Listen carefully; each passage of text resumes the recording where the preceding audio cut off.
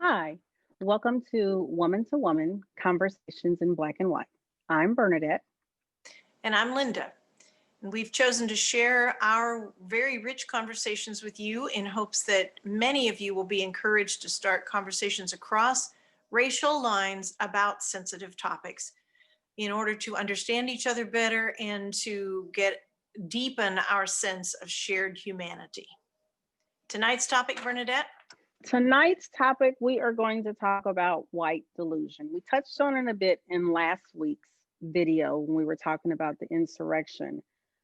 But those over the course of the days of watching the coverage and the footage of people breaching the Capitol, I was amazed between news reporters and people on Facebook how many white people were in absolute shock and disbelief and how did we get here or why did they take it this far? Just absolute delusion, as if white people were unaware of what white people were capable of. That is literally what it made me think of. Because I said there wasn't a single person that I talked to, like a family member or relative, or any person of color that was in the least bit surprised. Mm-hmm. The least bit surprised or taken aback or no, we knew this was what this was going to come to. Mm-hmm. This is what he wanted it to come to. But for so many white people to have, and I don't know, zero recognition or zero understanding or even zero knowledge of history and how we look through our own history as a culture. Anytime a group of white people have felt that they have been affronted or cheating or things didn't go the way they wanted to, their rote response was to riot, burn, murder, maim, and kill. Right. This has been the rote American white response. And so for so many white people to be aghast at what happened on Wednesday was absolutely shocking. That was what was shocking to me, is the how far breaching white delusion is. I knew about white privilege, but man, that white delusion is a doozy. Yeah. Yeah, I hear you. And I would say that they go absolutely hand in hand. Okay. That in any sort of authoritarian system, and although technically our government has not been authoritarian to a large degree, the system of white supremacy is built on an authoritarian pyramid, a top down, and you don't rock the boat. You leave it like it is. And as long as everybody knows their place and keeps their place, it's okay in the system. So for that to exist when there are people that are otherwise well-meaning, it has to be denied. It has to be hidden. It has to be, and as a Black person who experiences it in racial, small sorts of wounds all the time and occasionally big ones, as well as the news. I mean, I'm talking personally. You're not in any delusion about it, but white people's part of their privilege is they get to pretend like it's not there. They get to just coast along over the surface and act like it's not there. And I believe the same principles happen in badly dysfunctional families. Sure, we all have our own dysfunctions, but in deeply dysfunctional families, a child who's perhaps been sexually abused can report it to a proper adult like the mother. And one of the worst grievances that can happen to a child is not the original sexual assault, which is bad enough, but the denial by a person that she loved and trusted, or he. And that should protect them. And that should protect them. And instead, that protection is gone because it didn't really happen. You imagined it. He's a good guy. We don't want to cause any trouble.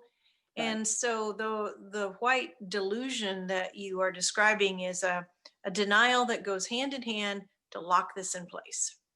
Okay. And And so, well, then what happens? Because now there's this fissure. There's this fissure that is being created, and that some are honestly seeing. mhm. What do you think? What are the potentials that that can play out with? Because the reality, as some people thought our country would be, whether they were under delusion or not, definitely took a big chip on January 6th.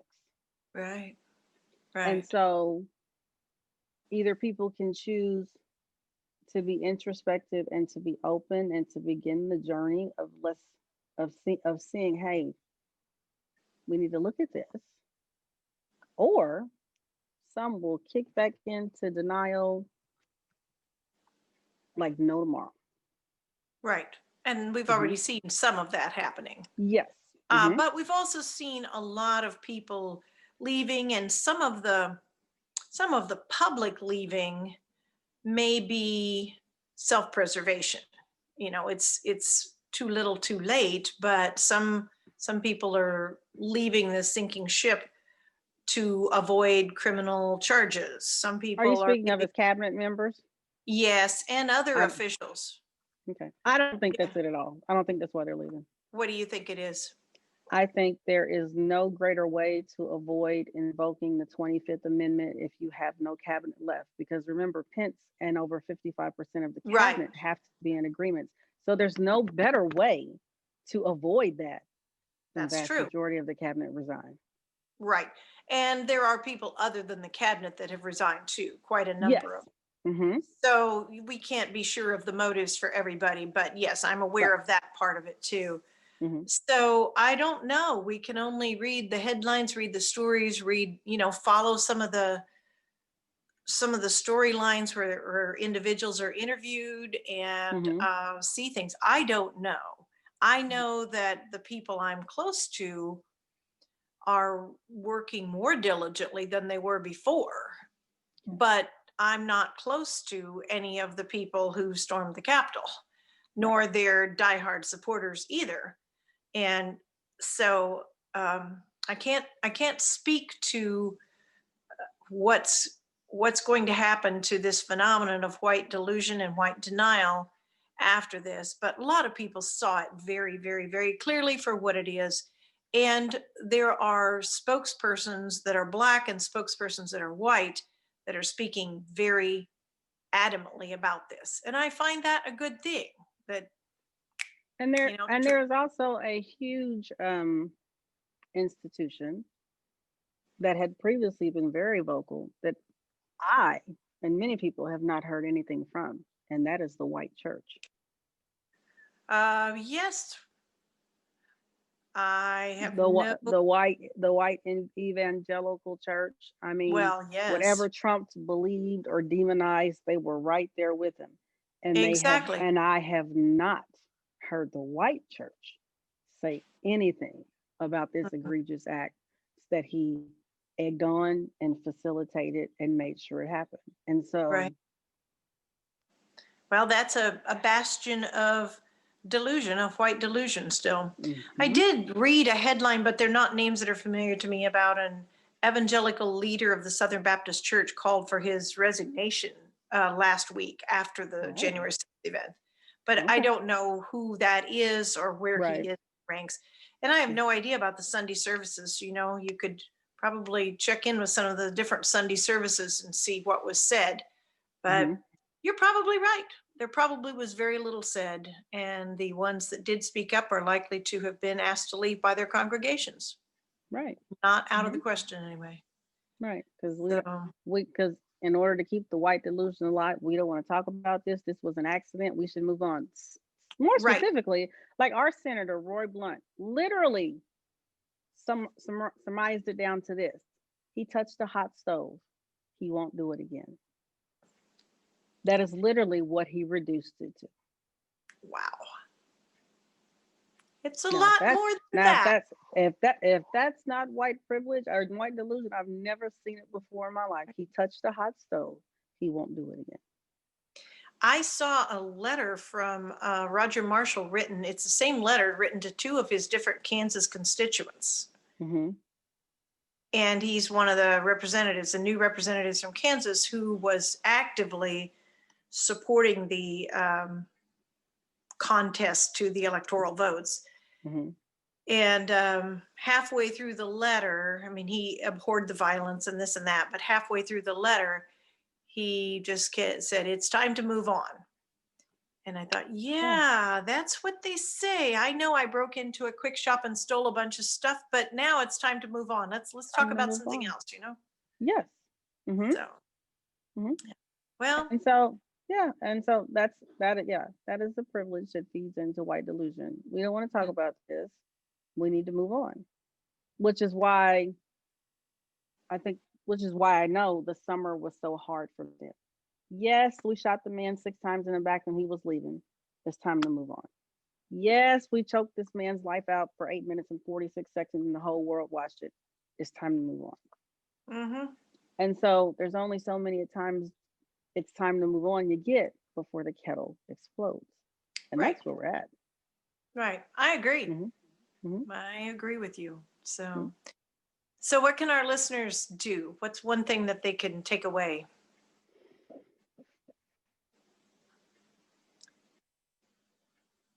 I think paying attention in a different way. And sometimes I think we move about in life, just moving about in life because that's always what our life has been. So we can easily be delusional to what may very well be a reality of someone else. And especially in these sensitive times, there's so many different people now trying to extend themselves and extend their stories and share their experiences and say how the things that have taken place, how that is hitting them. Be willing to hear that experience, Mm-hmm, whether it is a part of your delusion or not. Be willing to hear that experience. mm-hmm. Because if you sit down and talk with the group of any marginalized population, our interpretation, our recognition and understanding of what happened on the 6th is completely different for majority of white people. Completely different. Because we know, for one, if those were black people, we would have watched thousands of black people bleed out and die on the Capitol lawn. We know that for a Yes, fact. We yes, know that for a fact. right, right, precisely. And so when people say, surely it wouldn't be that. Yes, that's exactly what Yeah, it would it, be. it would, because that's the way it has been all, Yes. well, for decades now. Well, centuries. Yeah, centuries. Okay, centuries. Yes, you're right. Centuries. Yes. But the only reason I use decades is at some point it was supposed to be different and it didn't really get different. It just shifted. Hmm. And so, so I guess we would both encourage you once again to find somebody across any racial line Yes. and become a good listener. If you're white, become a good listener.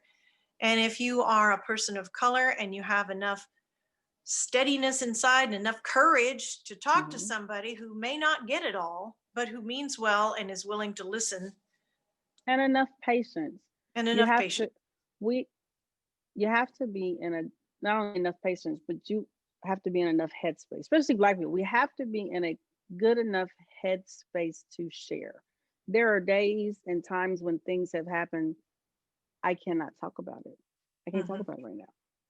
Right. And so white people have to not take that as a personal offense, for one, because we don't owe you an education. Don't Right. take it as a personal offense. Offer your support and check in with them later. And that's one of the ways that that will eventually start a conversation. If you just say, hey, I'm thinking about you, I can only imagine how hard this day is hitting you, and Hmm. leave it at that, just acknowledge that my experience is different, goes so far, so far. That's good. And you Good do way that. to. You do that regularly. Like, I don't know what I can say. Just know I'm thinking about you. Yeah. Yeah. Mhm. Yeah. All right. Thank you, Bernadette. Thank you to our Absolutely. Thank you, listeners. Linda. And Remember to comment, rate, subscribe, start talking, and keep talking.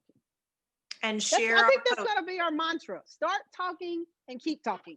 There you go. Yep. Start talking and keep talking. Keep talking. And share our videos. Please share Yes. and subscribe. So, Yes. all right. Thank you and good day We'll to see you. you next. Yep. See you next See you week. next time.